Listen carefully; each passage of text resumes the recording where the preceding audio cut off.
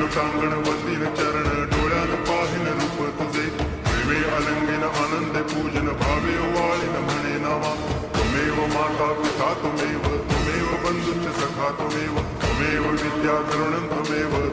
सर्वं मम देव देव कायेन वाचा मनसेन्द्रियैर्वा बुद्ध्यात्मना वा प्रकृति स्वभावा करोमि यद्यत् सकलं परस्मै नारायणायति समर्पयामि अच्युतं केशवं रामनारायणं कृष्णदामोदरं वासुदेवं हरि गिरिधरं माधवं गोपिकावल्लभं जानकीनायकं रामचन्द्रं भजे हरे राम